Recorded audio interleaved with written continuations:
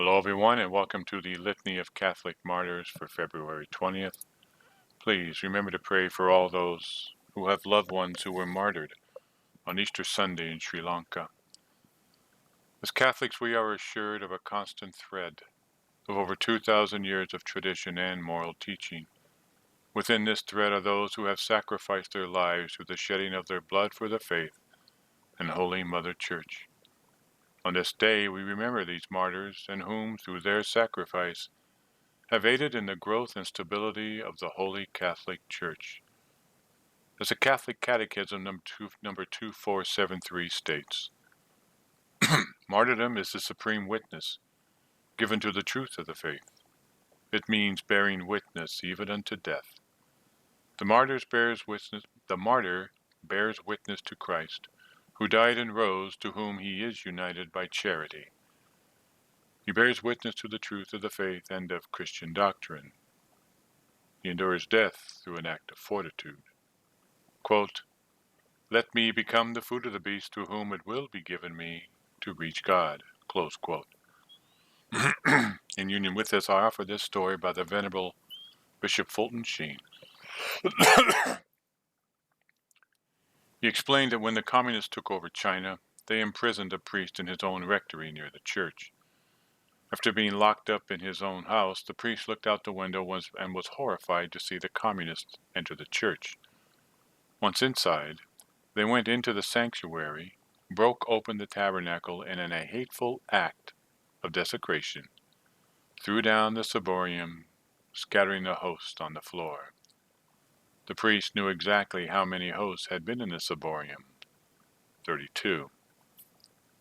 When the communists left, they either didn't notice or didn't pay any attention to a very small girl praying in the back of the church who saw everything. That night, she returned, and slipping past the guard at the rectory, entered the church where she made a holy hour, perhaps of reparation for the desecration she witnessed of the Blessed Sacrament. After her holy hour, she went into the sanctuary and, kneeling down, she bent over and received Jesus in the Holy Communion with her tongue, since it was not permissible at that time for laymen to touch the sacred host with their hands. Each night, the girl returned to the church to make her holy hour and receive Jesus in Holy Communion on her tongue, just as she did the first night.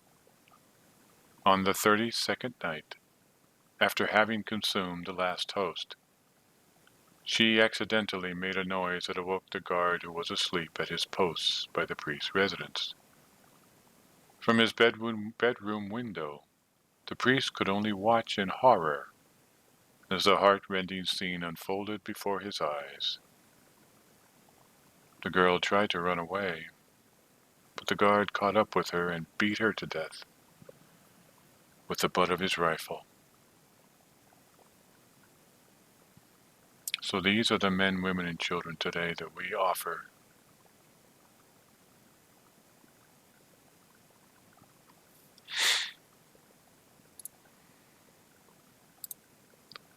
at here in Phoenicia, the commemoration of many blessed martyrs whose number is known to God alone. Under the Emperor Diocletian, they were put to death after a long and varied series of torments by the military commander Veturius. They were first lacerated with whips, and then delivered to several kinds of beasts. But through the interposition of Providence, remaining unhurt, they consummated their martyrdom by the torment of fire and by the sword. This glorious multitude were incited to victory by the bishops Tyrannic, Silvanus, Peleus, and Nilus, and the priest Zenobius, who, together with them, won the palm of martyrdom by a successful combat. In the island of Cyprus, the holy martyrs Potamius and Nemesius.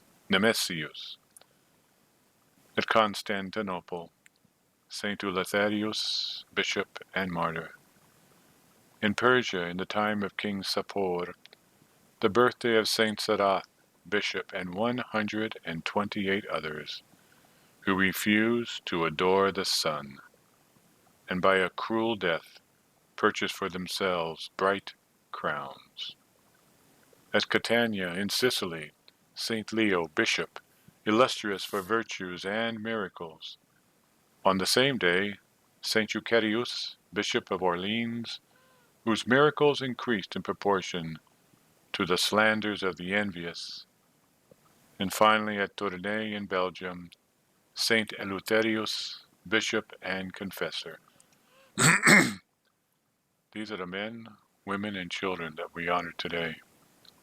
As we go through our day, let us bring them to mind and pray that we act like them, and pray that they intercede for us, and that we remain pure of heart, mind, and spirit, thought, word, and deed. Excuse me. God bless each and every one of you. Thank you for listening. Have a wonderful day.